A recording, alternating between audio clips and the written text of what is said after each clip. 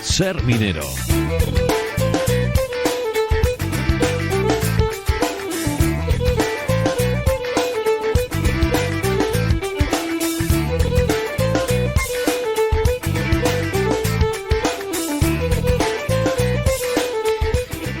Cambiamos de tercio, desde Llamas de la Ribera nos vamos a Sabero, como hacemos cada lunes, un destino en esta jornada de la semana en el contexto de nuestro ser minero, con Roberto Fernández, el director del Museo de la Minería y de la Siderurgia de Castilla y León. ¿Qué tal, Roberto? ¿Cómo estás?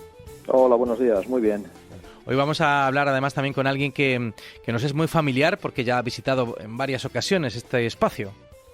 Pues sí, creo que va a reclamar que le hagamos fijo discontinuo, pero Bien. bueno, ya veremos a ver. Ya veremos a ver en qué queda.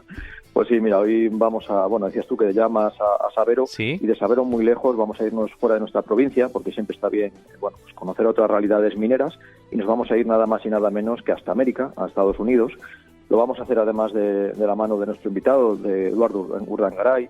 Él es, bueno, pues un fotoperiodista de larga tradición, que ha estado en Ser Minero pues en varias ocasiones, y es uno de los comisarios, junto con Rita Jardón, que es diseñadora y profesora de la Escuela Universitaria de Diseño de Asturias, pues es uno de los comisarios de la próxima exposición que estamos preparando ya en el museo, que bueno, la abriremos la semana que viene, y que lleva por título Pioneros, fondos fotográficos mineros de la Biblioteca del Congreso de Estados Unidos. O sea, ahí es nada el título, y le hemos pedido a Eduardo que nos acompañe para hablarnos, bueno, de esta exposición y sobre todo de estas fotografías que bueno, pues que la integran y que son espectaculares. Bueno. Eduardo, ¿qué tal? ¿Cómo estás? Bueno, muy bien, encantado de estar con vosotros otra vez de nuevo. Bueno, igualmente. Pues nada, tú dirás, ¿no? ¿Cómo se concibe esta exposición? Y por otro lado también cómo se gesta, ¿no?, la posibilidad de acceder a estos fondos documentales.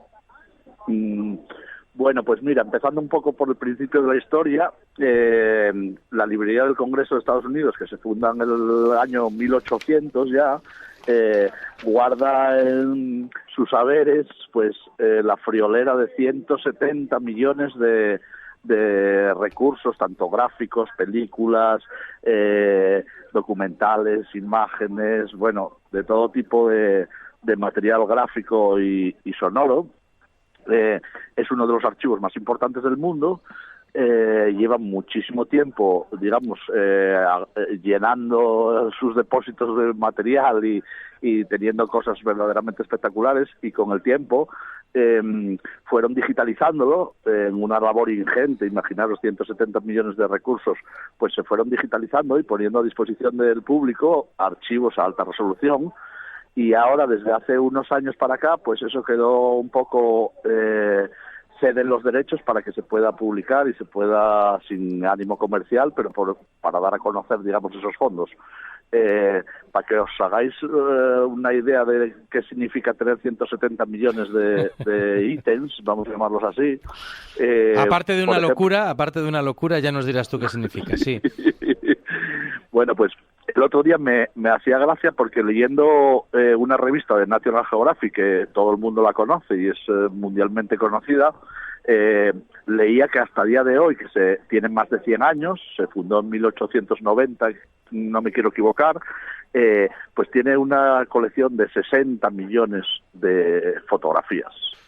Bueno, pues la Librería del Congreso tiene 170 millones, ya no solo de fotografías, pero para que nos hagamos una idea de la magnitud. Por ejemplo, la Biblioteca Nacional de España pues tiene unos 32 millones de documentos.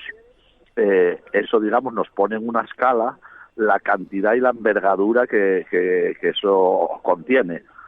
Y bueno, nada, junto con la otra comisaria, que es Rita Jardón, pues empezamos un poco, por un lado, a descargar imágenes de temática minera, porque las temáticas y los materiales son tan amplios y tan gigantescos que el abanico podría ser extraordinario. Uh-huh. Entonces lo que nos centramos fue principalmente en fotografía de temática minera, donde calculamos que puede haber más de 350.000 imágenes entre todos los fotógrafos, y ahí empezamos principalmente a descargar el material, a editarlo, a seleccionarlo y, digamos, hacer un pequeño resumen en 100 fotos, imaginaros. 100 fotos.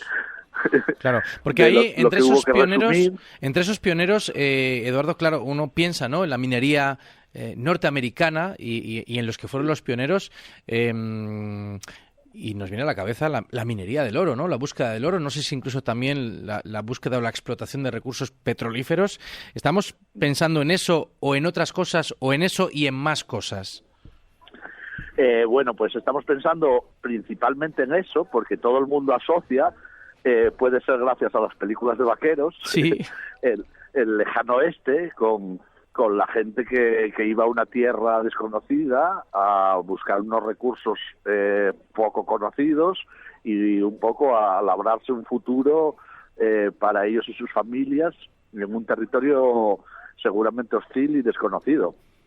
Entonces, bueno, el término pioneros es un poco porque ellos empezaron las primeras explotaciones mineras de Estados Unidos con el oro, principalmente, y luego ya vinieron otros minerales, pero principalmente el oro, pues digamos que fue la principal de todas. Luego ahí ya se generó una industria muchísimo más adelante, donde ya se incluyeron muchas más minerales y donde sobre todo se construyeron unas factorías y unas industrias que nos sirven mucho para comparar con las industrias mineras que nosotros podíamos tener aquí en aquella época, o digamos, para ponerlo todo en una escala, ¿no? Claro, claro. Roberto, tiene muy buena pinta esto.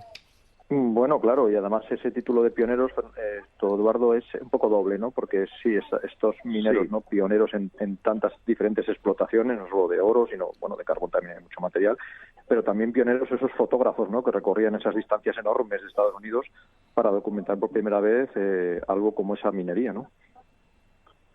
Sí, principalmente, digamos que fueron los pioneros también a nivel fotográfico, porque la suerte que tuvieron en aquella época, cuando no era nada corriente que el gobierno te contratase como fotógrafo para encomendarte una labor, pues allí se generaron varias agencias, como puede ser la Farmer Security, que era la que hacía el trabajo agrícola, documentaba el trabajo industrial y agrícola en la época de la depresión, había el Comité Nacional del Trabajo Infantil y había varias agencias que dependían de la Librería del Congreso, que su función era contratar a fotógrafos que repartían por todo el territorio americano, cada uno con un área y una temática concreta a cubrir, y digamos que les dieron carta blanca durante muchísimo tiempo para documentar, y también son pioneros porque estás hablando de una época donde la fotografía no era una cosa muy extendida, donde estás hablando que la gente en esas zonas con un nivel de vida verdaderamente muy bajo, muchos de ellos hasta desconocían el uso de una cámara fotográfica, incluso desconocían el propio aparato en sí que permitía hacer fotos. Entonces eso, quieras que no, les dio una libertad, aparte de ser fotográficamente muy buenos autores, con ya mucha experiencia, les dio una visión que muy poca gente tuvo oportunidad de documentar con esa profundidad y con esa cantidad y calidad. Entonces, bueno, verdaderamente también estamos hablando de los pioneros de la fotografía documental, que era el gobierno el que los contrataba y les encargaba esos trabajos. ¿Y qué se va a encontrar el visitante cuando dentro de una semana pueda ir a ver la exposición y vea esta selección, ¿no?, de 90 y pico, 100 fotos que habéis hecho Rita y tú?